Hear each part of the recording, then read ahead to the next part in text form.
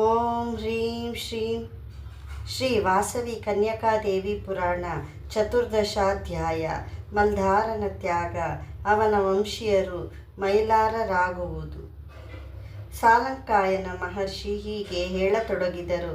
ಎಲೈ ಮಣಿಗುಪ್ತಾದಿಗಳೇ, ಮರುದಿನದ ಉದಯ ಕಾಲದಲ್ಲಿ ಸಮಸ್ತ ಆರ್ಯವೈಶ್ಯರು ಪ್ರಣಃ ಶ್ರೀನಗರೇಶ್ವರಾಲಯ ಮಂಟಪದಲ್ಲಿ ಸಮಿವಿಷ್ಟರಾದರು. ಸ್ವಲ್ಪ ತಡವಾಗಿ ಮಲ್ಧರನು ಆ ಸಭಾಪ್ರದೇಶಕ್ಕೆ ಆಗಮಿಸಿದನು. ಅವನು ಭಾಸ್ಕರಾಚಾರ್ಯರೊಡನೆ, ಆಚಾರ್ಯವರ್ಯ, ನಿಮ್ಮ ಆಜ್ಞೆಯ ಮೇರೆಗೆ 103 ಅಗ್ನಿಕುಂಡಗಳನ್ನು ನಿರ್ಮಿಸಿದೆವು. ಗುರುದೇವ, ಎಲ್ಲರ ಅಗ್ನಿ ಪ್ರವೇಶಕ್ಕೆ ಕುಂಡಗಳು ನಿರ್ಣಯಿಸಲ್ಪಟ್ಟವು. ಆದರೆ ನನಗೆ ಯಾವ ಕುಂಡವೋ ತಾವು ತಿಳಿಸಲಿಲ್ಲ. ದಯಮಾಡಿ ನನಗೂ ಕೂಡ ಅಗ್ನಿ ಪ್ರವೇಶಕ್ಕೆ ಅನುಮತಿಯನ್ನು ನೀಡಿ. ನಾನು ಕೂಡ ನಮ್ಮ ಒಡೆಯರಾದ ಆರ್ಯವೈಶ್ಯ ಮುಖ್ಯರೊಡನೆ ಅಗ್ನಿಯನ್ನು ಪ್ರವೇಶಿಸಿ ಮುಕ್ತಿಯನ್ನು ಹೊಂದುವೆನು. ಆದ್ದರಿಂದ ನನಗೆ ಶ್ರೇಷ್ಠವಾದ ಮೋಕ್ಷ ಸ್ಥಾನವೆಲ್ಲಿರುವುದೋ ನಿರ್ಣಯಿಸಿ ಹೇಳಿರಿ ಎಂದು ಪರಿಪರಿ ವಿಧಗಳಲ್ಲಿ ಪ್ರಾರ್ಥಿಸಿದನು. ಭಕ್ತಿ ವಿಧೇಯನಾದ ಮಲ್ಧರನ ತ್ಯಾಗ ಬುದ್ಧಿಯನ್ನು ಕೊಂಡು ಭಾಸ್ಕರಾಚಾರ್ಯರು ಅವಿದ್ಯಾವಂತರು ಶೂದ್ರರೂ ಆದ ಅವರಲ್ಲಿಯೂ ಕೂಡ ಧರ್ಮ ರಕ್ಷಣೆಗಾಗಿ ಪ್ರಾಣಗಳನ್ನು ಬಲಿದಾನ ಮಾಡಬಲ್ಲ ಅಮೋಘ ತ್ಯಾಗ ಶಕ್ತಿಯನ್ನುಂಟು ಮಾಡಿದ ವಾಸವಿ ಕನ್ಯಕೆಯ ಅಹಿಂಸಾಯುತ ವಿನೂತನ ಹೋರಾಟ ವಿಧಾನವನ್ನು ವಿಶೇಷವಾಗಿ ಪ್ರಶಂಸಿಸಿ, ಮಲ್ಧರನೊಡನೆ ಉತ್ತರ ದಿಕ್ಕಿನಲ್ಲಿ ಹೊರಗಡೆ ಉರಿಯುತ್ತಿರುವ ಅಗ್ನಿಕುಂಡವು ನಿನಗೆ ಮೋಕ್ಷಪ್ರದವು ಎಂದು ಹೇಳಲು, ವಾಸವಿ ದೇವಿಯು ಆ ಮಲ್ಧರನನ್ನು ಕಂಡು, ಓ ತ್ಯಾಗಮೂರ್ತಿ, ಇದ್ದು ಮುಂದೆ ನಿನ್ನ ವಂಶಜರೆಲ್ಲ ಮಲ್ಧರರೆಂದು ಕರೆಯಲ್ಪಡುವರು. ಕಾಲಕ್ರಮದಲ್ಲಿ ಅವರೇ ಮೈಲಾರರೆಂದು ಪ್ರಸಿದ್ಧರಾಗುವರು. ಅವರ ವಂಶ ಪರಂಪರೆಯಾಗಿ ವೈಶ್ಯರಿಗೆ ಸೇವೆ ಸಲ್ಲಿಸುತ್ತಾ ಅವರಿಂದ ಘೋಷಿಸಲ್ಪಡುತ್ತಾ ಸುಳಿಮಯ ಜೀವನವನ್ನು ನಡೆಸಬಲ್ಲರು ಎಂದು ಪ್ರಕಟಿಸಿದಳು. ಅದನ್ನು ಕೇಳಿ ಅಲ್ಲಿದ್ದವರೆಲ್ಲ ವಾಸವಿ ಕನ್ಯಕಾ ನಾಮದೊಡನೆಯ ಮಲ್ಧರನ ನಾಮದೊಡನೆಯ ದಿಕ್ಕುಗಳು ಪ್ರತಿಧ್ವನಿಸುವಂತೆ ಜಯಘೋಷ ಮಾಡಿದರು. ವಾಸವಿ ಬಾಲೆಯು ಕನ್ಯಕಾ ವ್ರತವನ್ನು ಆಚರಿಸುವುದು. ಆಗ ವಾಸವಿ ಬಾಲೆಯು ಗುರುಗಳಿಗೂ ಸಭೆಗೂ ನಮಸ್ಕರಿಸಿ, ಸಭಾಸದರೇ, ಇಂದಿನಿಂದ ನಾನು ಕನ್ಯಕಾ ವ್ರತ ದೀಕ್ಷೆಯನ್ನು ಸ್ವೀಕರಿಸುತ್ತಿರುವೆನು. ಯೋಗಮಯ ಸ್ವರೂಪಿಣಿಯಾದ ವಿಂಧ್ಯಾವಾಸಿನಿ ದೇವಾಲಯದಲ್ಲಿ ನನ್ನ ವ್ರತಾಚರಣೆಗೆ ಎಲ್ಲ ರೀತಿಯಲ್ಲೂ ಅಣೆ ಮಾಡಿಕೊಡಿರಿ. ನನಗೆ ಯಾವ ರೀತಿಯ ಕಾವಲನ್ನು ಇಡಬೇಡಿ ಎಂದು ಹೇಳಿದಳು. ಕೂಡಲೇ ಕುಸುಮಶ್ರೇಷ್ಠಿಯು ಗುರುವಿನ ಅಣತಿಯಂತೆ ವ್ರತಕ್ಕೆ ಬೇಕಾದ ಏರ್ಪಾಟುಗಳನ್ನು ಮಾಡಲು ಮಂತ್ರಿಗಳಿಗೆ ಆದೇಶಿಸಿದನು. ನಂತರ ವಿಂಧ್ಯಾವಾಸಿನಿ ದೇವಿ ಆಲಯ ಪ್ರಾಂಗಣವು ಮುತ್ತುಗಳ ತೋರಣಗಳಿಂದಲೂ ಸಮಸ್ತ ಮಂಗಳ ವಸ್ತುಗಳಿಂದಲೂ ಅತಿಲೋಕ ಸುಂದರವಾಗಿ ಅಲಂಕರಿಸಲ್ಪಟ್ಟಿತು. ವೈಶ್ಯ ರಾಜಭಟ್ಟರು ಆ ವ್ರತ ವಾರ್ತೆಯನ್ನು ನಗರದಲ್ಲೆಲ್ಲ ತಿಳಿಸಿದರು. ವೈಶ್ಯರೆಲ್ಲರೂ ತಮ್ಮ ಗೃಹಗಳಿಗೆ ಹೋಗಿ ಮಂಗಳ ಸ್ನಾನ ಆಚರಿಸಿ ನೂತನ ವಸ್ತ್ರಾಭರಣಗಳನ್ನು ಧರಿಸಿ ಆಶ್ರಿತರಿಗೆ ದೀನರಾಗಿ ಧನಕನಕ ವಸ್ತು ವಾಹನಗಳನ್ನಿತ್ತು ವಿಂಧ್ಯವಾಸಿನಿ ದೇವಿ ಆಲಯಕ್ಕೆ ಆಗಮಿಸಿದರು. ಅನಂತರ ವಾಸವಿ ಕನ್ಯಕೆಯನ್ನು ಅಲಂಕರಿಸುವುದಕ್ಕಾಗಿ ಕುಸುಮಾಂಬಾದಿ ವೈಶ್ಯ ವನಿತಾಮಣಿಯರು ಆನಂದೋತ್ಸಾಹಗಳಿಂದ ಅಲ್ಲಿಗೆ ಬಂದು ಸೇರಿದರು. 9 ಮಂದಿ ಕನ್ಯೆಯರು ಜಣ ಜಣ ಎಂದು ಧ್ವನಿ ಮಾಡುವ ಕಂಕಣ ಕಂಠಹಾರಗಳು ಅತ್ತಿತ್ತ ಅಲುಗುತ್ತಿರಲು ಕನ್ನಡಿಯಂತೆ ಕಪೋಲಗಳಿಂದ ಸ್ವೇದ ಬಿಂದುಗಳು ಜಾರುತ್ತಿರುವ ವಾಸವಿ ಕನ್ಯಕೆಗೆ ಅಭ್ಯಂಜನ ಸ್ನಾನ ಮಾಡಿಸಿದರು. ಮನೋಹರವಾದ ಸುವರ್ಣ ಪೀತಾಂಬರವನ್ನು ಉಡಿಸಿದರು. ಓರ್ವ ಮಹಿಳೆ ವಾಸವಿ ಕನ್ಯಕೆಯ ಮುಖಮಂಡಲದ ಮೇಲೆ ಕಸ್ತೂರಿ ತಿಲಕವನ್ನು ತಿದ್ದಲು ಮತ್ತೋರ್ವ ವೇಷಾಂಗನೆಯು ಮಣಿಮಯವಾದ ಕರ್ಣಾಭರಣಗಳಿಂದ, ಅಮೂಲ್ಯ ಮುತ್ತಿನ ಹಾರಗಳಿಂದ, ರತ್ನಖಚಿತವಾದ ಹಸ್ತಭೂಷಣಗಳಿಂದ ಅಮೂಲ್ಯ ಮುತ್ತನ್ನಿರುವ ವನಿತೆಯು ಚಲುವೆಯನ್ನು ಬೀರುವ ಕಾಲ್ಗೆಜ್ಜೆಗಳನ್ನು, ನವರತ್ನ ಖಚಿತವಾದ ವಡ್ಯಾಣವನ್ನು, ಸುಂದರಾತಿ ಸುಂದರವಾದ ಮಂಜೀರುಗಳನ್ನು ವಾಸವಿ ಕನ್ಯಕೆಗೆ ತೊಡಗಿಸಿದರು. ಹೀಗೆ ಕನ್ಯಕೆಯನ್ನು ಅಲಂಕರಿಸಿ ಊಹಾತೀತ ಸೌಂದರ್ಯ ರಾಶಿಯಾದ ಮುಗ್ಧ ಪ್ರವೇಶ ವಿಷಯವನ್ನು ನೆನೆದು ಎಷ್ಟು ಕಷ್ಟಕರ ಎಂದು ಬಿಕ್ಕಿ ಬಿಕ್ಕಿ ಅಳತೊಡಗಿದರು. ಅಜ್ಞಾನದಿಂದ ಉಂಟಾದ ಅವರ ಧೂಳಾತಿಶಯವನ್ನು ಗಮನಿಸಿದ ಕನ್ಯಕೆಯು ದೇವತೆಗಳಿಗೂ ಮುನಿಗಳಿಗೂ ಕೂಡ ದುರ್ಲಭ ದರ್ಶನೀಯವಾದ ತನ್ನ ದಿವ್ಯ ರೂಪವನ್ನು ಅವರಿಗೆ ಪ್ರದರ್ಶಿಸಿದಳು.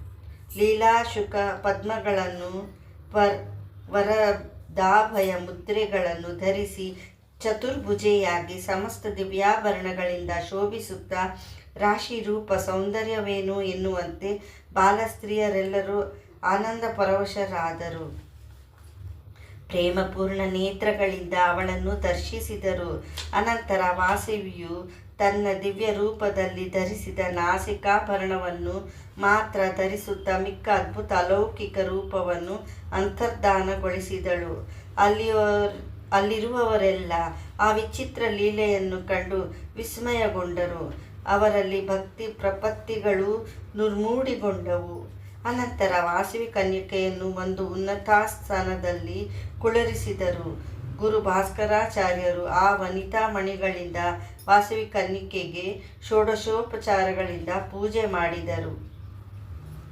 ಬಳಿಕ ವಾಸವಿ ಬಾಲಿಕೆಯು ಅವರೊಡನೆ, ಗುರುದೇವ, ಜನನಿ ಜನಕರೇ, ಆತ್ಮಬಂಧುಗಳೇ, ಈ ದಿನ ನಾನು ಆ ದೇವಾಲಯದಲ್ಲಿ ಏಕಾಂಗಿಯಾಗಿರುವೆನು. ನನಗೆ ಯಾವ ವಿಧದ ರಕ್ಷಣೆಯನ್ನು ಏರ್ಪಡಿಸಬೇಡಿ ಎಂದು ಆದೇಶಿಸಿದಳು. ಅವಳ ನುಡಿಗಳನ್ನು ಕೇಳಿ ಎಲ್ಲರೂ ವಾಸವಿಬಾಲೆಯ ಮಹತ್ವಗಳನ್ನು ಕುರಿತು ಮೆಚ್ಚಿಕೊಳ್ಳುತ್ತಾ ನಿಶ್ಚಿಂತರಾಗಿ ತಮ್ಮ ತಮ್ಮ ಮನೆಗಳಿಗೆ ಹಿಂದಿರುಗಿದರು.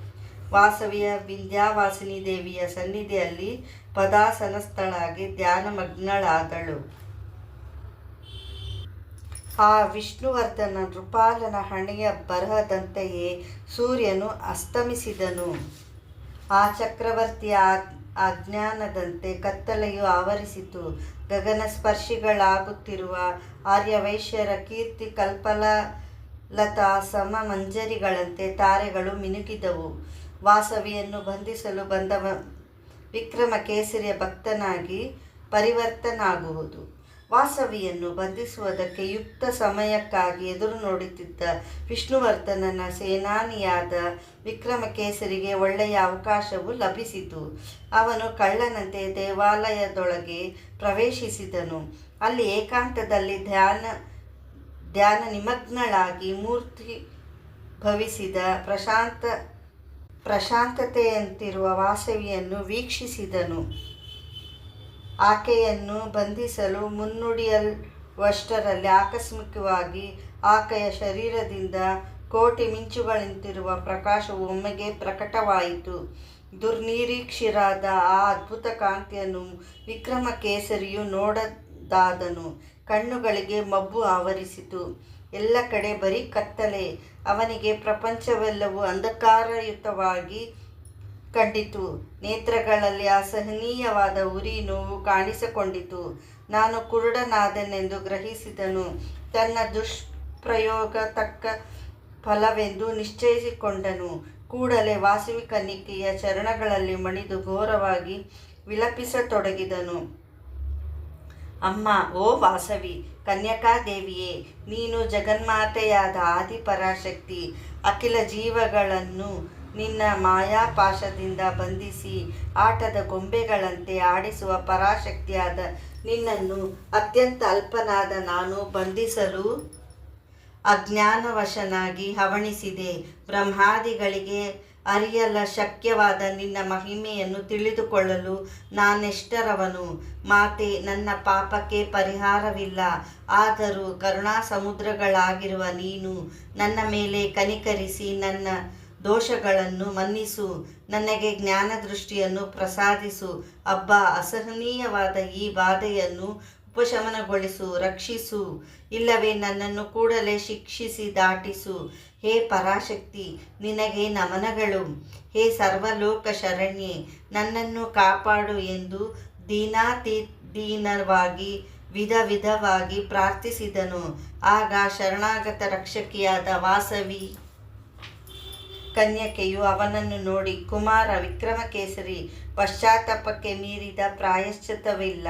ನಿನಗೆ ದೃಷ್ಟಿಯನ್ನು ಪ್ರಸಾದಿಸುತ್ತಿರುವೆ. ನಿರಂತರವೂ ದೇವಿ ಧ್ಯಾನ ಮಗ್ನನಾಗಿ ಕೀರ್ತಿವಂತನಾಗಬಲ್ಲೆ ಎಂದು ಆಶೀರ್ವದಿಸಿದಳು. ಕೂಡಲೇ ವಿಕ್ರಮಕೇಸರಿಗೆ ಅಂಧತ್ವವು ನಿವಾರಿಸಲ್ಪಟ್ಟಿತು. ಅವನು ಪ್ರಶಾಂತ ಪ್ರಸನ್ನಮೂರ್ತಿಯಾದ ವಾಸವಿಯನ್ನು ವೀಕ್ಷಿಸಿ ಪರಿಪರಿ ವಿಧಗಳಲ್ಲಿ ಸ್ತುತಿಸಿ ಆಕೆಗೆ ಪರಮಭಕ್ತನಾಗಿ ಪರಿವರ್ತನೆಗೊಂಡನು. ಬಳಿಕ ಆ ದೇವಿಯ ಅನುಮತಿ ಪಡೆದು ತನ್ನ ನೆಲೆಗೆ ಹೊರಟು ಹೋದನು. ಆತ್ಮಾರ್ಪಣೆಗೆ ಸಂಸಿದ್ಧರಾದ ಆರ್ಯವೈಶ್ಯರ ನಗರ ಪ್ರದಕ್ಷಿಣೆ. ಮರುದಿನ ಉದಯ ಸಮಯದಲ್ಲಿ ಆರ್ಯವೈಶ್ಯರೆಲ್ಲರೂ ಗುರು ಭಾಸ್ಕರಾಚಾರ್ಯರು ಹೇಳಿದಂತೆ ಅಭ್ಯಂಜನ ಸ್ನಾನ ಮಾಡಿ ಜ್ಞಾನ, ತ್ಯಾಗ, ವೈರಾಗ್ಯ ಚಿಹ್ನೆಗಳಾದ ಸಂಧ್ಯಾರುಣ ವರ್ಣದ ಕಷಾಯ ವಸ್ತ್ರಗಳನ್ನು ಧರಿಸಿದರು. ಆಶ್ರಿತರಾಗಿ ವಿಪ್ರರಾಗಿ ಅನೇಕ ಬಗೆಯ ದಾನಗಳನ್ನಿತ್ತು ವಿಂಧ್ಯಾವಾಸಿನಿ ದೇವಾಲಯಕ್ಕೆ ಬಂದು ಪರಾಂಬಿಕೆಯನ್ನು ಅಚಲ ಭಕ್ತಿಯಿಂದ ಅರ್ಚಿಸಿ ವಾಸವಿ ಕನ್ಯಕಾಮಣಿಯೊಡಗೂಡಿ ನಗರ ಪ್ರದಕ್ಷಿಣೆಗಾಗಿ ಹೊರಟರು. ವೈಶ್ಯ ರಾಜಬಂಧುಗಳು, ಅಧಿಕಾರಿಗಳು ರಥಗಜ ತುರಗಗಳನ್ನು ಅಧಿರೋಹಿಸಿದರು. ರಾಜಕುಮಾರಿಯಾದ ವಾಸವೆಯನ್ನು ರತ್ನಮಯ ಪಲ್ಲಕ್ಕಿಯಲ್ಲಿ ಎತ್ತುಕೊಂಡು ನಗರೇಶ್ವರಾಲಯವನ್ನು ಸೇರಿಕೊಂಡರು. ಅಲ್ಲಿ ಗೌರಿ ನಗರೇಶ್ವರನಿಗೆ ಮಹಾನ್ಯಾಸ ಪೂರ್ವಕವಾಗಿ ರುದ್ರಾಭಿಷೇಕಗಳಿಂದ ಸಮಸ್ತೋಪಚಾರ ಪೂಜೆ ಮಾಡಿಸಿ ಕೋನಕ ಮಲಜನಾರ್ದನ ದೇವಾಲಯಗಳಿಗೆ ಆಗಮಿಸಿದರು. ಅಲ್ಲಿ ಲಕ್ಷ್ಮೀನಾರಾಯಣರನ್ನು ಅಪೂರ್ವ ಭಕ್ತಿ ಶ್ರದ್ಧೆಗಳಿಂದ ಅರ್ಚಿಸಿ ಮಂಗಳನಾದಗಳೊಡನೆ ಭೇರಿ ಮೃದಂಗಧ್ವನಿ ಸಹಿತ ಮುದಿಮಾಗದ ವೈತಾಳಿಕರ ಸ್ತೋತ್ರ ಪಠಣಗಳೊಡನೆ ವೀಣಾ, ವೇಣು, ಮೃದಂಗ ವಾದ್ಯಗಾನದೊಡನೆ ವೇದಾಂಗೋಪೇತರಾದ ವಿಪ್ರರವರ ಮಂತ್ರಘೋಷಣದೊಡನೆ ನಗರ ಪ್ರದಕ್ಷಿಣೆ ಮಾಡಿ ಗೌತಮಿ ತೀರದಲ್ಲಿರುವ ಭಾಸ್ಕರಾಚಾರ್ಯರ ಆಶ್ರಮವನ್ನು ಸೇರಿದರು. ಭಾಸ್ಕರಾಚಾರ್ಯರು ಬ್ರಹ್ಮಕುಂಡ ಸಮೀಪದಲ್ಲಿಯ ಸುವಿಶಾಲವಾದ ಮೈದಾನದಲ್ಲಿರುವ ಅಗ್ನಿಚಕ್ರ ಪ್ರದೇಶಗಳ ಜರುಗಿದ ಕುಂಡ ನಿರ್ಮಾಣ ವಿಧಾನವನ್ನು ತಿಳಿಸಿ ಅಲ್ಲಿ ವೈಶ್ಯರು ಆಚರಿಸಬೇಕಾದ ಭವಿಷ್ಯತ್ ಕಾರ್ಯಕ್ರಮಗಳನ್ನು ಕುರಿತು ವಿಶದವಾಗಿ ವಿವರಿಸಿದರು. ವಿಷ್ಣುವರ್ಧನನಿಗೆ ಅಪಶಕುನಗಳುಂಟಾದವು. ಹೀಗೆ ವಿವರಿಸುತ್ತಿದ್ದ ಸಾಲಂಕಾಯನ ಮಹರ್ಷಿಯೊಡನೆ ಮಣಿಗುಪ್ತಾದಿಗಳು, ಹೇ ಗುರುವರೇಣ್ಯ, ವೈಶ್ಯರು ಅಗ್ನಿ ಪ್ರವೇಶದ ಬಗ್ಗೆ ವಿಕ್ರಮಕೇಸರಿಯಿಂದ ಕೇಳಿಸಲ್ಪಟ್ಟ ವಾರ್ತೆಯನ್ನು ಕೇಳಿ ಚಕ್ರವರ್ತಿಯ ಸುಮ್ಮನಿದ್ದೇನೆ. ಏನು ಮಾಡಿದನು? ದಯವಿಟ್ಟು ವಿವರಿಸು ಎಂದು ಪ್ರಾರ್ಥಿಸಿದರು. ಆಗ ಸಾಲಂಕಾಯನರು ಹೀಗೆ ಉತ್ತರಿಸಿದರು. ಹೇ ವೈಶ್ಯೋತ್ತಮರೇ, ಪದ್ಮಶಯನದಲ್ಲಿ ವಿಷ್ಣುವರ್ಧನ ಚಕ್ರವರ್ತಿಗೆ ವಿಕ್ರಮಕೇಸರಿಯು ಕಳಿಸಿದ ವಾರ್ತೆಯು ತಲುಪಲು ಅವನು ಅತ್ಯಂತ ಕ್ರೋಧಾವೇಶಪೂರ್ಣವಾಗಿ ತನ್ನ ವಿಜಯಸಿಂಹನೆಂಬ ಮಂತ್ರಿಯನ್ನು ಕರೆದು, ಎಲೆ ಅಮಾತ್ಯವರ್ಯ, ನೀನು ಕೂಡಲೇ ಚದುರಂಗ ಬಲರೊಡನೆ ಪೆನುಗೊಂಡೆಗೆ ಹೋಗಿ ಆ ವೈಶ್ಯರ ಅಗ್ನಿ ಪ್ರವೇಶ ಕಾರ್ಯಕ್ರಮವನ್ನು ನಿಲ್ಲಿಸು. ಅವರನ್ನು ಬಂದಿಗಳನ್ನಾಗಿ ಮಾಡಿರಿ.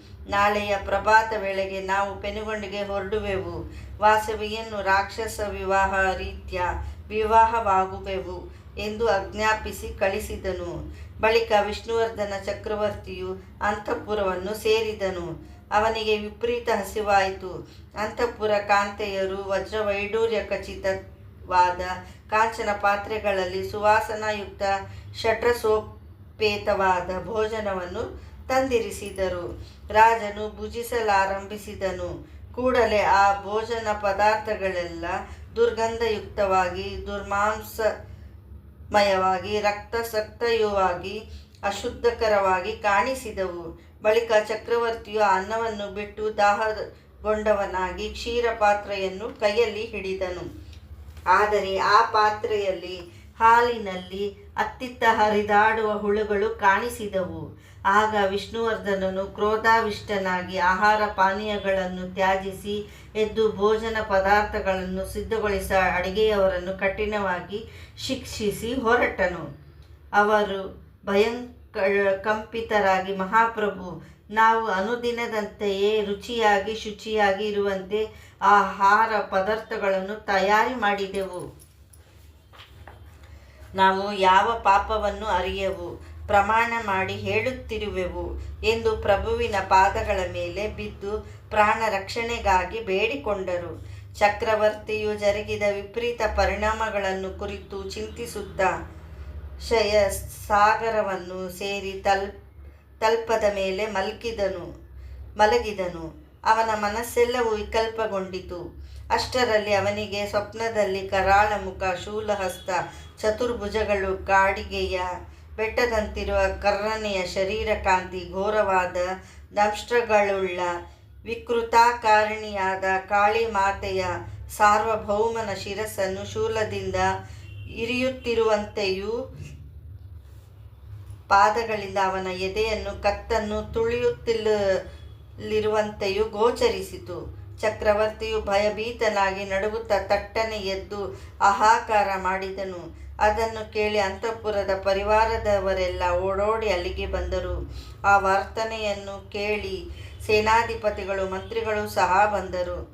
ಚಕ್ರವರ್ತಿಗೆ ಉಂಟಾದ ಈ ವಿಚಿತ್ರಾನುಭವಗಳು ತಮ್ಮ ಪ್ರಭುವಿನಲ್ಲಿ ಉದಿಸಿದ ಆಂದೋಲನಾಧಿಕ್ಯತೆಯಿಂದ ಏರ್ಪಟ್ಟವೆಂದು ನಿರ್ಣಯಿಸಿ ಶಾಂತಿಗಾಗಿ ಗ್ರಾಮದ್ವಾರ ಸೀಮೆಯ ಶಕ್ತಿಗಳಿಗೂ ಗ್ರಾಮ ದೇವತೆಗಳಿಗೂ ಅನೇಕ ವಿಧವಾದ ಜೀವಬಲಿಗಳನ್ನು ಸಮರ್ಪಿಸಲು ಏರ್ಪಾಟುಗಳನ್ನು ಮಾಡಿದರು. ಅನಂತರ ವಿಷ್ಣುವರ್ಧನನು ಸ್ವಸ್ಥಚಿತ್ತನಾಗಿ ಪೆನುಗೊಂಡೆ ಪಟ್ಟಣಕ್ಕೆ ಹೊರಡಲನಾದನು. ಪೆನುಗೊಂಡೆಗೆ ಮುತ್ತಿಗೆ ಹಾಕಿದ ವಿಜಯಸಿಂಹಿಗೆ ಎದುರುಗೊಂಡ ವಿಕ್ರಮಕೇಸರಿ ಅವನಿಂದ ಹತನಾಗುವುದು. ಇಲ್ಲಿ ಚಕ್ರವರ್ತಿಯಿಂದ ಕಳಿಸಲ್ಪಟ್ಟ ಪೆನುಗೊಂಡೆಗೆ ಸೈನ್ಯ ಸಮೇತನಾಗಿ ತಾನು ಮೊದಲೇ ಬಂದ ವಿಜಯಸಿಂಹನು ಪೆನುಗೊಂಡ ನಗರಕ್ಕೆ ಮುತ್ತಿಗೆ ಹಾಕಿದನು. ವಾಸವಿ ಕನ್ಯಕೆಯ ಭಕ್ತರಾಗಿ ಪರಿವರ್ತನೆಗೊಂಡ ವಿಕ್ರಮಕೇಸರಿಯು ಮತ್ತು ತನ್ನ ಸಾವಿರಾರು ಸೈನಿಕರು ಆರ್ಯವೈಶ್ಯರ ಅಹಿಂಸಾದೀಕ್ಷೆಗೆ ಭಂಗ ಬರದಂತೆ ಕಾಪಾಡಲು ವಿಜಯಸಿಂಹನ ಸೈನ್ಯಗಳನ್ನು ನಗರದ ಹೊರಭಾಗದಲ್ಲಿಯೇ ತಡೆದರು. ಅನಂತರ ವಿಕ್ರಮಕೇಸರಿಯು ಹೊಸದಾಗಿ ಬಂದ ಚಕ್ರವರ್ತಿಯ ಸೈನ್ಯಗಳಿಗೆ ಪೆನುಗೊಂಡೆಯಲ್ಲಿ ಜರುಗಿದ ವೃತ್ತಾಂತವನ್ನು, ವಾಸವಿ ಕನ್ಯಕೆಯ ಮಹತ್ವವನ್ನು, ವೈಶ್ಯರ ಅಹಿಂಸಾವ್ರತ ದೀಕ್ಷೆಯನ್ನು ಕುರಿತು ಸವಿವರವಾಗಿ ಭಿನ್ನವಿಸಿಕೊಂಡು ದುಷ್ಟನಾದ ಚಕ್ರವರ್ತಿಗಾಗಿ ಪಾಪ ಎಳಸಲು ಹೋಗಬಾರದೆಂದು ಪ್ರಾರ್ಥಿಸಿದನು. ವಿಕ್ರಮಕೇಸರಿಯು ಹೇಳಿದ ವಿಷಯಗಳನ್ನು ಕೇಳಿ ವಿಜಯಸಿಂಹನ ಸೈನಿಕರೆಲ್ಲರೂ ತಮ್ಮ ಚಕ್ರವರ್ತಿಯನ್ನು ರೂಪಿಸುತ್ತಾ ವಾಸವಿ ಕನ್ಯಕೆಯ ಭಕ್ತರಾಗಿ ಪರಿವರ್ತನೆಗೊಂಡರು. ಆದರೆ ವಿಜಯಸಿಂಹನು ಮಾತ್ರ ಕತ್ತಿಯನ್ನೆಳೆದು ನಿರಾಯುಧನಾಗಿದ್ದ ವಿಕ್ರಮಕೇಸರಿಯ ಮೇಲೆ ಆಕಸ್ಮಿಕರಾಗಿ ಎರಗಿ ಅವನನ್ನು ಮತ್ತು ಕೆಲವು ಮಂದಿ ಸೈನಿಕರನ್ನು ವಧಿಸಿಬಿಟ್ಟನು. ಅನ್ಯಾಯವಾದ ಆ ಕ್ರೂರ ಕೃತ್ಯವನ್ನು ನೋಡಿದ ಸೈನಿಕರ ಹೃದಯಗಳು ಕ್ರೋಧಾಕೋಶಗಳಿಂದ ಭಗ್ಗನೆ ಉರಿದು ಹೋದವು. ಅವರೆಲ್ಲರೂ ಉನ್ಮತ್ತರಂತೆ ವಿಜೃಂಭಿಸಿ ವಿಜಯಸಿಂಹನನ್ನು ಸುತ್ತಲೂ ಮುತ್ತಿ ಆ ದುಷ್ಟನನ್ನು ತುಂಡು ತುಂಡಾಗಿ ಕತ್ತರಿಸಿದರು. ಬಳಿಕ ಅವರೆಲ್ಲರೂ ವೈಶ್ಯರ ತ್ಯಾಗದೀಕ್ಷೆಯನ್ನು, ವಾಸವಿ ಕನ್ಯಕಾ ಮಹತ್ವವನ್ನು ಸಾವಿರ ಬಾಯಿಗಳಿಂದ ಕೀರ್ತಿಸುತ್ತಾ ವೈಶ್ಯರು ಸಮಾವಿಷ್ಟರಾಗಿದ್ದ ಭಾಸ್ಕರಾಚಾರ್ಯರ ಆಶ್ರಮ ಪ್ರಾಂಗಣವನ್ನು ಸೇರಿದರು. ವಿಕ್ರಮಕೇಸರಿ ವಂಶೀಯರು ವೀರಮುಷ್ಟಿಗಳಾಗಿ ಪ್ರಸಿದ್ಧರಾಗುವಿಕೆ ನಡೆದ ವೃತ್ತಾಂತವೆಲ್ಲವನ್ನು ಕೇಳಿದ ವಾಸವಿ ಕನ್ಯಕೆಯು ವೈಶ್ಯರನ್ನು ನೋಡಿ, ಓ ಮಹಾವೈಶ್ಯರೇ, ನಮಗಾಗಿ ಪ್ರಾಣಾರ್ಪಣೆ ಮಾಡಿದ ವಿಕ್ರಮಕೇಸರಿಗೂ ಅವನ ವೀರಭಟ್ಟರಿಗೂ ವೈಶ್ಯಕುಲವೆಷ್ಟೋ ಋಣಿಯಾಗಿದೆ. ಇನ್ನು ಮುಂದೆ ಆ ವೀರಭಟ್ಟರ ವಂಶಜರ ವೀರಮುಷ್ಟಿಗಳೆಂಬ ಹೆಸರಿನಲ್ಲಿ ಪ್ರಸಿದ್ಧರಾಗುವರು. ವಂಶ ಪಾರಂಪರ್ಯವಾಗಿ ಅವರ ಕುಟುಂಬಗಳನ್ನು ವೈಶ್ಯರು ಘೋಷಿಸುತ್ತಿರಬೇಕು. ವೀರಮುಷ್ಟಿಗಳು ವೈಶ್ಯರ ಶುಭ ಕಾರ್ಯಗಳಲ್ಲಿ ತಮ್ಮ ತ್ಯಾಗವೀರ ಲಾಂಛನಗಳಿಂದ ಕೂಡಿದ ಪ್ರಭೆಗಳನ್ನು ಕಟ್ಟಿಕೊಂಡು ಬಂದು ವೈಶ್ಯರಿಗೆ ಸೇವೆ ಸಲ್ಲಿಸುತ್ತಿರಬೇಕು. ಇನ್ನು ಮುಂದೆ ವೈಶ್ಯರಿಗೆ ಕುಲಾಚಾರವಾಗಿ ವರ್ಧಿಸುವುದು ಎಂದು ಪ್ರಕಟಿಸಿದಳು. ಆಗ ಅಲ್ಲಿದ್ದ ಪ್ರಜಾ ಸಮೂಹವೆಲ್ಲ ಆಶ್ಚರ್ಯಚಕಿತವಾಗಿ ಶ್ರೀ ವಾಸವಿ ಕನ್ಯಕಾದೇವಿ ಪ್ರಬೋಧಿಸಿದ ಅಹಿಂಸಾಯುತ ನೂತನ ರಣವಿಧಾನ ಪ್ರಭಾವದಿಂದ ಸಾವಿರಾರು ಸೈನಿಕರೆಲ್ಲರೂ ದುಶ್ಚಟವು ಅಳಿಯಿತು, ಹಿಂಸಾ ಪ್ರವೃತ್ತಿ ನಾಶವಾಯಿತು, ತ್ಯಾಗಶಕ್ತಿಯು ವೃದ್ಧಿಗೊಂಡಿತು. ಇನ್ನು ಮುಂದೆ ಲೋಕ ಕಲ್ಯಾಣಕ್ಕಾಗಿ ಶ್ರೀ ವಾಸವಿಯ ಕನ್ಯಕೆಯು ತೋರಿಸಿದ ಆ ವಿನೂತನ ಮಾರ್ಗವೇ ಪ್ರಪಂಚಕ್ಕೆ ಅನುಸರಣೀಯವೂ ಆಚರಣೀಯವೂ ಆದರ್ಶಪ್ರಾಯವೂ ಸರ್ವೋತ್ತಮವೂ ಎಂದು ಎಲ್ಲರೂ ಮುಕ್ತ ಕಂಠದಿಂದ ಕೀರ್ತಿಸುತ್ತಾ ಅಮರರಾದ ವೀರ ಮುಷ್ಟಗಳ ಹೆಸರಿನಲ್ಲಿಯೂ ಆದಿ ಪರಾಂಬಿಕಾವತರಣಿಯಾದ ವಾಸವಿ ಕನ್ಯಕೆಯ ಹೆಸರಿನಲ್ಲಿಯೂ ದಶದಿಶೆಗಳು ಮೊಳಗುವಂತೆ ವಿಜಯಘೋಷ ಮಾಡಿದರು. 102 ಗೋತ್ರಗಳ ಆರ್ಯವೈಶ್ಯ ಅಗ್ನಿಪ್ರವೇಶಕ್ಕೆ ಸಂಸಿದ್ಧತೆ, ಅಗ್ನಿದೇವನ ಉದಾಸೀನತೆ. ಅನಂತರ ಆರ್ಯವೈಶ್ಯರು ಅನ್ಯ ಪ್ರಜೆಗಳು ಬ್ರಹ್ಮಕುಂಡಕ್ಕೆ ಅನತಿ ದೂರದಲ್ಲಿರುವ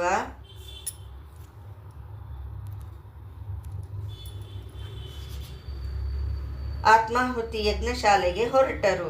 ಸಕಲ ಪ್ರಾಣಿ ಭಯಂಕರನಾದ ಅಗ್ನಿಹೋತ್ರನು ಸಮಸ್ತ ಅಗ್ನಿಕುಂಡಗಳಲ್ಲಿ ಭಯಂಕರ ಜ್ವಾಲಾಮಾಲೆಗಳಿಂದ ಮೇಲೇರಿ ಆಕಾಶವನ್ನು ಮುಟ್ಟುವ ಜ್ವಾಲೆಗಳಿಂದ ಪ್ರಕಾಶಿಸುತ್ತಿದ್ದನು.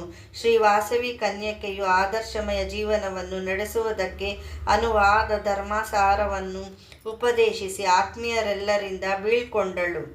ಆಕೆಯ ಆದೇಶವನ್ನು ಅನುಸರಿಸಿ 102 ಪುಣ್ಯ ದಂಪತಿಗಳು ಕುಂಡಗಳನ್ನು ನಿರ್ಮಿಸಿದ ಮಲ್ದರನು ತಮಗಾಗಿ ನಿರ್ದೇಶಿಸಲ್ಪಟ್ಟಿದ್ದ ಅಗ್ನಿಕುಂಡಗಳನ್ನು ಸಮೀಪಿಸಿದರು. ಅವರು ತಮ್ಮ ತಮ್ಮ ಅಗ್ನಿಕುಂಡಗಳಿಗೆ 3 ಬಾರಿ ಪ್ರದಕ್ಷಿಣೆ ಹಾಕಿ ಅಗ್ನಿಯನ್ನು ಪ್ರವೇಶಿಸುವುದಕ್ಕೆ ಸರಿಸಿದ್ಧರಾಗಿ ನಿಂತರು.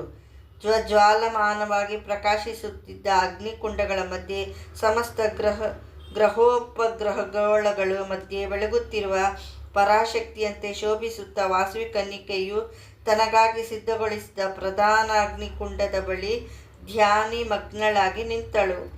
ಹಾಗೆ ಅಗ್ನಿಹೋತ್ರನು ತನ್ನ ದಹನ ಸಾಮರ್ಥ್ಯವನ್ನು ಆ ಕ್ಷಣದಲ್ಲಿ ತೊರೆದು ತಣ್ಣಗಾಗಿ ಬಿಟ್ಟನು. ಆ ಬೆರಗಿನ ದೃಶ್ಯ ಕಂಡು ಜನರೆಲ್ಲರೂ ಹಿಗ್ಗಿದರು. ಆಗ ವಾಸವಿ ಕನ್ಯಕೆಯು ತಣ್ಣಗಾಗಿ ಹೋದ ಅಗ್ನಿಕುಂಡಗಳನ್ನು ನೋಡಿ ಅಸಲ ದೇವನನ್ನು ಉದ್ದೇಶಿಸಿ, ಹೇ ಸ್ವಾಹಾವಲ್ಲಭ, ನೀನು ಕೂಡಲೇ ಪ್ರತ್ಯಕ್ಷನಾಗಿ ನನಗೆ ಸಾನ್ನಿಧ್ಯವನ್ನು ಕೊಡುವಂತಾಗಲಿ ಎಂದು ಆದೇಶಿಸಿದಳು. ಆಗ ಅಗ್ನಿಹೋತ್ರನು ಮತ್ತರಾಗಿ ಕಾಣದವನಾಗಿ ವಾಸುದೇವನಿಗೆ ಮಾತ್ರವೇ ಕಾಣಿಸುತ್ತಾ, ಹೇ ಜಗನ್ಮಾತೆ, ಪರಾಶಕ್ತಿಯಾದ ನಿನ್ನನ್ನು ಧರ್ಮಪಾರಾಯಣರು ತ್ಯಾಗಮೂರ್ತಿಗಳೂ ಆದ ಈ ವೈಶ್ಯಶ್ರೇಷ್ಠರನ್ನು ನಾನು ದಹಿಸಲಾರೆನು. ಇಂಥವರನ್ನು ದಹಿಸಿದ ಪಾಪವು ನನ್ನನ್ನು ಕಟ್ಟಿಹಾಕಿ ಮುಗಿಸಿಬಿಡುವುದು. ಆದ್ದರಿಂದಲೇ ಮಹಾತ್ಮರ ತಂಟೆಗೆ ಹೋಗಲು ಭಯಪಡುತ್ತಿರುವೆ ಎಂದು ಎಲ್ಲರಿಗೂ ಕೇಳಿಸುವಂತೆ ನುಡಿದನು. ಆ ವಚನಗಳನ್ನು ಕೇಳಿದ ಸಮಸ್ತ ಜನರು ಆಶ್ಚರ್ಯಮಗ್ನ ಮಾನಸರಾದರು. ಅನಂತರ ವಾಸವಿ ಕನ್ಯಕೆಯು ಅಗ್ನಿಹೋತ್ರನೊಡನೆ, ಹೇ ಅಗ್ನಿದೇವ, ನೀನು ಸರ್ವಲೋಕ ವ್ಯಾಪಕನು, ಸರ್ವಭೂತಾಂತಕಾರಾತ್ಮನು, ಭೂತ ಭವಿಷ್ಯ ವರ್ತಮಾನಗಳನ್ನು ಬಲ್ಲವನು. ಈಗ ಪೂರ್ವದಲ್ಲಿ ಕೈಲಾಸವಾಸಿಗಳಾಗಿದ್ದ ಸಿದ್ಧವೈಶ್ಯರು ಲೋಕ ಕಲ್ಯಾಣಾರ್ಥಕವಾಗಿ ಧರೆಯಲ್ಲಿ ಅವತರಿಸಿದ್ದರು. ಹಿಂದೆ ತ್ರಿಮೂರ್ತಿಗಳು ನಾನು ಇವರಿಗಿದ್ದ ವರಗಳನ್ನು ಅನುಸರಿಸಿ ಇವರಿಗೀಗ ಅಗ್ನಿಮುಖೇನ ಕೈವಲ್ಯವನ್ನು ಪ್ರಸಾದಿಸುತ್ತಿರುವೆ. ಬಂಡಾಸುರಾಂಶದಿಂದ ಹುಟ್ಟಿರುವ ವಿಷ್ಣುವರ್ಧನನ್ನು ನಿಮಿತ್ತವಾಗಿ ಮಾಡಿಕೊಂಡು ಈ ಕಲಿಯುಗದಲ್ಲಿ ಅರ್ಧಮರ್ಧ ದುಷ್ಟತ್ವಗಳನ್ನು ತ್ಯಾಗ ಅಹಿಂಸೆಗಳ ಪ್ರಭಾವದಿಂದ ಅಳಿಸಿಹಾಕಿ ವರ್ಣಾಶ್ರಮಗಳ ಆಚಾರಗಳನ್ನು ರಕ್ಷಿಸಿ ಧರ್ಮ ಪ್ರತಿಷ್ಠಾಪನೆ ಮಾಡುವುದಕ್ಕಾಗಿ ಏರ್ಪಟ್ಟ ತನ್ನ ಅವತಾರ ಕಾರ್ಯವು ಇಲ್ಲಿಗೆ ಮುಕ್ತಾಯಗೊಂಡಿತು. ಪಾಪಾತ್ಮನಾದ ವಿಷ್ಣುವರ್ಧನನ ಮರಣ ಸಮಯವು ಸಮೀಪಿಸುತ್ತಿದೆ. ಆದ್ದರಿಂದ ನೀನು ನನ್ನ ಆದೇಶಾನುಸಾರವಾಗಿ ನಿನ್ನ ಕರ್ತವ್ಯವನ್ನು ನಿರ್ವಹಿಸಲು ಕಾಲವನ್ನು ವಿಳಂಬಗೊಮ್ಮ ಮಾಡಬೇಕು ಎಂದು ಆಜ್ಞಾಪಿಸಿದಳು. ಆ ಬಳಿಕ ಅಲ್ಲಿರುವ ಪ್ರಜೆಗಳನ್ನು ಕಂಡು, ಹೇ ಭಕ್ತಶ್ರೇಷ್ಠರೇ, ಬ್ರಹ್ಮ ವಿಷ್ಣು ಮಹೇಶ್ವರರು, ವಾಣಿರ ಪಾರ್ವತಿ ಮೊದಲಾದ ಸಮಸ್ತ ದೇವತೆಗಳು ನಾನೇ ಆಗಿರುವೆ. ಇಷ್ಟೇ ಯಾಕೆ, ಸಮಸ್ತ ಚರಾಚರ ಸೃಷ್ಟಿಯೆಲ್ಲ ನನ್ನ ಏಕಾಂಶ ಸಂಭೂತವಾಗಿದೆ. ನಾನಿಲ್ಲದಿರುವುದು ಏನು ವಿಶ್ವಾಂತಕರಳ ಇಲ್ಲವೆಂದು ತಿಳಿಯರಿ ಎಂದು ನುಡಿದಳು. ಆಗ ಜನರೆಲ್ಲರೂ, ಹೇ ದೇವೇಶ್ವರಿ, ವಿಶ್ವವೆಲ್ಲವೂ ನೀನೇ ಎಂದು ಹೇಳುತ್ತಿರುವೆ. ಅಪಾರ ಕರುಣಾಸಾಗರಿಯಾಗಿ ಅನಂತವಾದ ನಿನ್ನ ವಿಶ್ವರೂಪ ಸಂದರ್ಶನ ಭಾಗ್ಯವನ್ನು ನಮಗೆ ಉಂಟು ಮಾಡು ಎಂದು ಪರಿಪರಿ ವಿಧಗಳಲ್ಲಿ ಪ್ರಾರ್ಥಿಸಿದರು. ವಾಸವಿ ಕನ್ಯಕಾದೇವಿ ವಿಶ್ವರೂಪ ದರ್ಶನ. ಆಗ ಭಕ್ತವತ್ಸಲೆಯಾದ ಆ ಆದಿ ಕನ್ಯಕೆಯು ಪ್ರಿಯಕುಮಾರರೇ, ಮಹಾ ತಪಸ್ಸಂಪನ್ನರಿಗೆ, ಯೋಗಿವರರಿಗೂ ಸಮಸ್ತ ದೇವತೆಗಳಿಗೂ ಕೂಡ ನೋಡಲು ಶಕ್ಯವಾದ ನನ್ನ ವಿಶ್ವರೂಪವನ್ನು ಪ್ರಾಕೃತಿಕ ನೇತ್ರಗಳಿಂದ ನೀವು ದರ್ಶಿಸಲಾರಿರಿ. ಅನಂತ ತ್ಯಾಗದಾನರಾದ ನಿಮ್ಮಲ್ಲಿಯೂ ವಾತ್ಸಲ್ಯದಿಂದ ನಿಮಗೆ ದಿವ್ಯ ಸೃಷ್ಟಿಯನ್ನು ಪ್ರಸಾದಿಸುತ್ತಿದ್ದೇನೆ.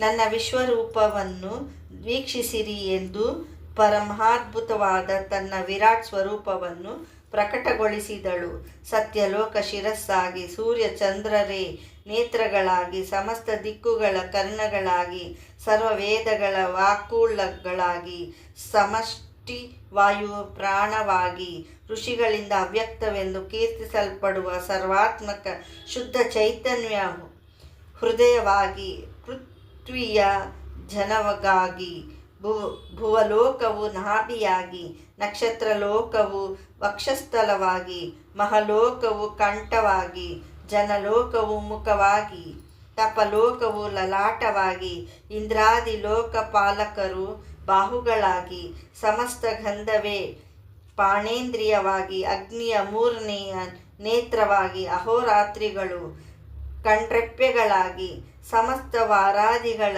ರಸನೇಂದ್ರಿಯಧರವಾದ ದವಡೆಗಳಾಗಿ, ಸಮಸ್ತ ಜಲಗತವಾದ ರಸವು ನಾಲಿಗೆಯಾಗಿ, ಕಾಲಸ್ವರೂಪವಾದ ಮೃತ್ಯವೇ ಕೋರೆ ಧಾಡೆಗಳಾಗಿ, ಸ್ತ್ರೀ ಪುತ್ರಾದಿಗಳಲ್ಲಿರುವ ಮೋಹವೇ ಹಲ್ಲುಗಳಾಗಿ, ಮಹಾಮಾಯೆಯೇ ಹಾಸವಾಗಿ, ಸರ್ವ ಸೃಷ್ಟಿಯ ಆಕೆಯ ಕಣ್ಣುಗಳೋಟವಾಗಿ, ಲಜ್ಜಾಲೋಭಗಳ ಮೇಲಿನ ಕೆಳಗಿನ ಆಧಾರಗಳಾಗಿ, ಸೃಷ್ಟಿಕರ್ತನಾದ ಸಮಷ್ಟಿ ಪ್ರಜಾಪತಿಯ ಸಮುದ್ರಗಳು ಗರ್ಭವಾಗಿ, ಪರ್ವತ ಸಮುದಾಯವರೆಲ್ಲ ಅಸ್ಥಿಗಳಾಗಿ, ನದಿಗಳೆಲ್ಲ ನರಗಳಾಗಿ, ಸಕಲ ವೃಕ್ಷ ಖಜಾತವೆಲ್ಲ ರೋಮಗಳಾಗಿ, ಬಾಲ್ಯ ಯೌವನ ಕೌಮಾರ್ಯ ವಾದಕವಾಗಿ ಗಮನವಾಗಿ, ಓಮಿಯುವೆ ಕೇಶಗಳಾಗಿ, ಉಭಯ ಸಂಧ್ಯೆಗಳು ವಸ್ತ್ರಗಳಾಗಿ ಶೋಭಿಸುವ ಆ ವಿರಾಟ್ ಸ್ವರೂಪಿಣಿಯಲ್ಲಿ ಸತ್ ರಜಸ್ ತಮೋ ಗುಣಗಳು ತಮ್ಮ ಅವುಗಳ ಸಾಧನೆಗಳು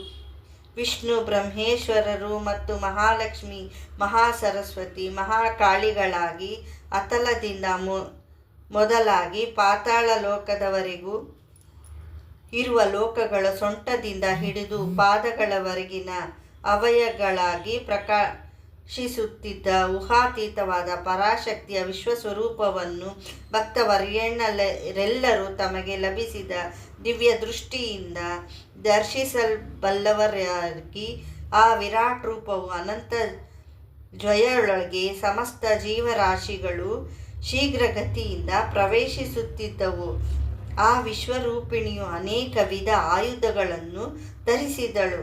ಅನಂತ ಕೋಟಿ ಸೂರ್ಯ ಪ್ರಕಾಶಯುಕ್ತಳಾಗಿ, ಅನಂತ ಶೀರ್ಷ ವಕ್ತ್ರ ನೇತ್ರ ಬಾಹುರೂಪಾದಿಗಳಿಂದ ವಿರಾಜಿಸುತ್ತಿದ್ದಳು. ಕೋಟಾನುಕೋಟ ಮಿಂಚುಗಳು ಕಾಂತಿ ಸಹಿತಳಾಗಿ, ದರ್ಶಿಸಲು ಕಷ್ಟವಾಗುವಂತೆ ಅತ್ಯಂತ ಭಯಾನಕವಾಗಿ ವರ್ಣಗಳನ್ನು ಪ್ರಸ್ತರಿಸುತ್ತಾ ಪ್ರಕಾಶಿಸುತ್ತಿದ್ದಳು. ಆ ದೇವಿಯು ತನ್ನಲ್ಲಿ ಭೂತ ಭವಿಷ್ಯತ್ ವರ್ತಮಾನಗಳನ್ನು ತೋರಿಸಿದಳು. ಕಾಲಾಗ್ನಿ ಸ್ವರೂಪಳಾಗಿ, ಉಜ್ವಲ ಕಾಂತಿಯುಕ್ತವಾಗಿ, ಆಕೆಯ ವಿರಾಟ್ ದಂಷ್ಟ್ರಾಕರಾಳವನ್ನು ನೋಡಲಾರದೆ ಅಲ್ಲಿದ್ದ ಜನರೆಲ್ಲರೂ ಭಯದಿಂದ ಕಂಪಿತರಾಗಿ ಹಾಹಾಕಾರ ಮಾಡುತ್ತಾ ಕಡೆಗೆ ಧೈರ್ಯವಹಿಸಿ ಗದ್ಗದ ನುಡಿಗಳಿಂದ ಈ ವಿಧವಾಗಿ ಸ್ತುತಿಸಿದರು. ಹೇ ಮಾತೆ, ನಮ್ಮ ಅಪರಾಧಗಳನ್ನು ಕ್ಷಮಿಸು. ಅನಂತರವೂ ಅತ್ಯಂತ ಘೋರವೂ ಭಯಂಕರವೂ ಆದ ನಿನ್ನ ವಿಶ್ವರೂಪವನ್ನು ನೋಡುವುದರಿಂದ ಭೀತ ಚಿತ್ತರಾದೆವು. ಪಾಮರರಾದ ನಾವು ನಿನ್ನ ಮಹತ್ವವನ್ನು ಸ್ತುತಿಸಲು ಶಕ್ತರಲ್ಲ. ಹೇ ಬ್ರಹ್ಮಣ ಶಕ್ತಿಯೇ, ಹೇ ಪ್ರಣವ ಶಕ್ತಿಯೇ, ಹೇ ರೀಂಕಾರ ಸ್ವರೂಪಿಣಿಯೇ, ಸಮಸ್ತ ಜಗತ್ತುಗಳಿಗೆಲ್ಲ ನೀನೇ ಆಳುವವಳು. ಸರ್ವೋಪನಿಷತ್ತುಗಳ ಸಿದ್ಧಾಂತ ಫಲಸ್ವರೂಪಿಣಿಯಾದ ನಿನಗೆ ಮತ್ತೆ ಮತ್ತೆ ನಮಸ್ಕಾರಗಳು. ಅಗ್ನಿ, ಸೂರ್ಯ, ಚಂದ್ರ, ಸಕಲ ಔಷಧಗಳು, ಸಮಸ್ತ ದೇವಾನುದೇವಗಣಗಳು ಮುಂತಾದ ಸರ್ವ ಸೃಷ್ಟಿಗೆ ಜಗನ್ಮಾತೆಯಾಗಿ, ಜನ್ಮದಾತೆಯಾಗಿ ಸರ್ವವೂ ನೀನೇ. ಆಗಿ ರಾರಾಜಿಸುತ್ತಿರುವ ನಿನ್ನ ವಿಶ್ವರೂಪಕ್ಕೆ ನಮಸ್ಕಾರಗಳು. ಯಾರಿಂದ ಸಮುದ್ರಗಳು, ಪರ್ವತಗಳು, ನದಿಗಳು, ವೃಕ್ಷಗಳು, ರಸಗಳು, ಪಶುಗಳು, ಪಕ್ಷಿಗಳು ಮುಂತಾದವೆಲ್ಲವೂ ಉತ್ಪನ್ನವಾದವು, ಆ ನಿನ್ನ ವಿಶ್ವರೂಪಕ್ಕೆ ನಮಸ್ಕಾರಗಳು. ಹೇ ಪರಮೇಶ್ವರಿ, ಲೋಕಾತೀತವಾಗಿ ಭಯಂಕರವಾಗಿರುವ ನಿನ್ನ ಈ ವಿಶ್ವರೂಪವನ್ನು ಹಿಂತೆಗೆದುಕೊಂಡು ಅತಿ ಮನೋಹರವಾದ ನಿನ್ನ ಹಿಂದಿನ ರೂಪವನ್ನು ನಮಗೆ ತೋರಿಸು ಎಂದು ಪ್ರಾರ್ಥಿಸಿದರು. ಈ ರೀತಿಯಲ್ಲಿ ಭೀತಿ ಹೊಂದಿದ್ದ ಸಮಸ್ತ ಭಕ್ತ ಜನರನ್ನು ನೋಡಿ ದಯಾಸಾಗರಿಯಾದ ಜಗನ್ಮಾತೆಯು ಘೋರವಾದ ತನ್ನ ವಿಶ್ವರೂಪವನ್ನು ಹಿಂತೆಗೆದುಕೊಂಡು ಸುಂದರವಾದ ತನ್ನ ವಾಸವಿ ಕನ್ಯಕಾ ರೂಪವನ್ನು ತೋರಿಸಿದಳು. ಅತೀವ ಕೋಮಲವಾದ ಅವಯವಗಳಿಂದ, ದಯಾಪೂರ್ಣ ನೇತ್ರಗಳಿಂದ, ಕಿರುನಗೆ ಬೀರುತ್ತಾ ಮುಖ ಕಮಲದಿಂದ ಶೋಭಿಸುತ್ತಿದ್ದ ಆ ಸುಂದರ ರೂಪವನ್ನು ದರ್ಶಿಸಿ ಭಯರಹಿತರಾಗಿ ಶಾಂತಚಿತ್ತರಾಗಿ ಆ ಭಕ್ತಿ ಜನರನ್ನು ಆನಂದಾತಿಶಯದಿಂದ ಆಕೆಗೆ ನಮಸ್ಕರಿಸಿದರು. ಆಗ ವಾಸವಿ ದೇವಿಯು, ಎಲೈ ಭಕ್ತರೇ, ನಿಮ್ಮಲ್ಲಿಯೇ ವಾತ್ಸಲ್ಯದಿಂದಾಗಿ ಲೋಕಾತೀತವಾದ ನನ್ನ ವಿಶ್ವರೂಪನನ್ನು ನಿಮಗೆ ತೋರಿಸಿದೆನು.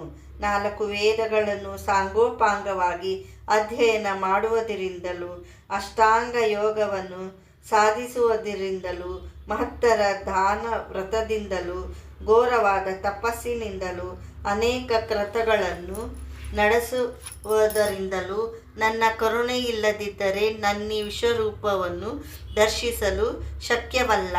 ಅಂತ ನನ್ನ ಅದ್ಭುತ ರೂಪವನ್ನು ನೋಡಿ ನೀವೆಲ್ಲರೂ ಧನ್ಯರಾದಿರಿ. ನನ್ನ ದಿವ್ಯ ದರ್ಶನದಿಂದ ನಿಮ್ಮ ಪಾಪಗಳೆಲ್ಲ ನಶಿಸಿ ಹೋದವು. ಹೇ ಭಕ್ತವರ್ಯೇಣ್ಯರೇ, ನಾನೀಗ ಅಗ್ನಿ ಪ್ರವೇಶ ಮಾಡುವೆನು. ನನ್ನ ಜೊತೆಯಲ್ಲಿ 102 ಗೋತ್ರಗಳು ಪುಣ್ಯ ದಂಪತಿಗಳು ಕೂಡ ಅಗ್ನಿಯಲ್ಲಿ ಪ್ರವೇಶಿಸುವರು. ಆ ಬಳಿಕ ನಾನು ಆಚಾರವತರ ಮೂರ್ತಿಯಾಗಿ ಸಾಕ್ಷಾತ್ಕರಿಸುವೆನು. ಭುವನೇಶ್ವರಿಯಾದ ನನ್ನನ್ನು ಇನ್ನು ಮುಂದೆ ಶ್ರೀ ವಾಸವಿ ಕನ್ಯಕಾ ಪರಮೇಶ್ವರಿ ನಾಮದಿಂದ ಆರಾಧಿಸುತ್ತಾ ಕೃತಾರ್ಥರಾಗಿರಿ. ಅನುದಿನವೂ ಶ್ರೀ ದಿವ್ಯಾನುಸಾರವಾಗಿ ವೇದೋಕ್ತ ವಿಧಾನದಲ್ಲಿ ಪಾಂಚಾಯತನ ದೇವತೆಗಳ ಮಧ್ಯೆ ಮೂಲಾಸನವೇರ್ಪಡಿಸಿ ಅಲ್ಲಿ ವಾಸವಿ ಕನ್ಯಕಾ ಯಂತ್ರ ಸಹಿತರಾಗಿ ನನ್ನ ಮೂರ್ತಿಯನ್ನು ಪ್ರತಿಷ್ಠಾಪಿಸಿ ಷೋಡಶೋಪಚಾರಗಳಾದ ಸರ್ವಸಪರ್ಯಗಳಿಂದ ಸರ್ವಕಾಲಗಳಲ್ಲಿ ನನ್ನನ್ನು ಆಚರಿಸಿರಿ. ನನ್ನ ಮಂತ್ರವನ್ನು ಜಪಿಸುತ್ತಾ ಸಮಸ್ತ ಕಾಮಿತ ಫಲಗಳನ್ನು ಹೊಂದಿರಿ. ಲಕ್ಷ್ಮೀ, ಪಾರ್ವತಿ, ಸರಸ್ವತಿಯರೆಂಬ ತ್ರಿದೇವತೆಯರ ಲಾಂಛನಗಳಿಂದ ವಿರಾಜಿಸುವ ಸರ್ವಾಂಗ ಸುಂದರವಾದ ನನ್ನ ಅರ್ಚಾವತಾರವಾದ ದಿವ್ಯ ಚತುರ್ಭುಜ ರೂಪಗಳನ್ನಾಗಲಿ ಅಥವಾ ಭವ್ಯ ದ್ವಿಜರೂಪವನ್ನಾಗಲಿ ರೂಪಿಸಿಕೊಂಡು ಸದಾ ನನ್ನನ್ನು ಪೂಜಿಸುವವರಿಗೆ ಸಮಸ್ತ ಸಂಪದಗಳು ಸಂಪೂರ್ಣವಾಗಿ ಕೈಗೂಡುವೆವು. ಗೃಹಗಳಲ್ಲಿ, ವಿವಾಹಾದಿ ಶುಭ ಕಾರ್ಯಗಳಲ್ಲಿಯೂ, ವನಗಳಲ್ಲಿಯೂ, ನನ್ನ ವೇಳೆಗಳಲ್ಲಿ ಎಲ್ಲ ವಿಧಗಳಲ್ಲಿಯೂ ಕಾಪಾಡುವೆನು. ಇದು ನನ್ನ ಪ್ರತಿಜ್ಞೆ ಎಂದು ಹೇಳಿ ಆ ವಾಸವಿ ಕನ್ಯಕಾದೇವಿಯು ಮಹಾಗ್ನಿಯಲ್ಲಿ ಪ್ರವೇಶಿಸಿದಳು. ನಂತರವೇ ಈ ಅಗ್ನಿಕುಂಡದಿಂದ ಲೀಲಾಶುಕರೋಹಿತ ದಿವ್ಯ ಪದ್ಮವನ್ನು, ವೇದ ಪುಸ್ತಕವನ್ನು, ಅಕ್ಷಮಾಲೆಯಿಂದೊಡಗೂಡಿ ಅಭಯ ಮುದ್ರೆ, ವರದ ಮುದ್ರೆಯನ್ನು ಹೊಂದಿದ 4 ಭುಜಗಳನ್ನು ಧರಿಸಿದವಳಾಗಿ ಹ್ರೀಂಕಾರ ವಹ್ನಿ ಮಧ್ಯದಲ್ಲಿ ವಿರಾಜಿಸುತ್ತಿದ್ದ ವಿಶಾಲ ದಿವ್ಯ ಪದ್ಮದ ಮೇಲೆ ನಿಂತಿರುವ ಶ್ರೀ ವಾಸವಿ ದೇವಿ ಆಚಾರವತರ ಮೂರ್ತಿಯಾಗಿ ಅಗ್ನಿಕುಂಡದಿಂದ ಆವಿರ್ಭವಿಸಿದಳು. ಆ ದಿವ್ಯ ಮೂರ್ತಿಯನ್ನು ನೋಡಿ ಎಲ್ಲರೂ ಆಶ್ಚರ್ಯಚಕಿತರಾದರು. ಆ ಮೂರ್ತಿಯನ್ನು ಮನಸ್ಸಿನಲ್ಲಿ ನಿಲ್ಲಿಸಿಕೊಂಡು ಅಮಿತೋತ್ಸಾಹಪರರಾಗಿ ಜಯ ಜಯ ಧ್ವನಿ ಮಾಡಿದರು. ಆ ಕೂಡಲೇ 102 ಗೋತ್ರಜರ ಪುಣ್ಯ ದಂಪತಿಗಳು ಅಗ್ನಿಕುಂಡಗಳನ್ನು ಪ್ರವೇಶಿಸಿದರು.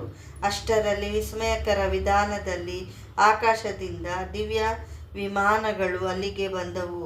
ಅಗ್ನಿ ಪ್ರವೇಶ ಮಾಡಿದ ಪುಣ್ಯ ದಂಪತಿಗಳು ಅವರವರ ಅಗ್ನಿಕುಂಡಗಳಿಂದ ಕಾಂತಿ ಸ್ವರೂಪರಾಗಿ ಹೊರಬಂದು ಆ ವಿಮಾನಗಳನ್ನು ಹತ್ತಿದರು.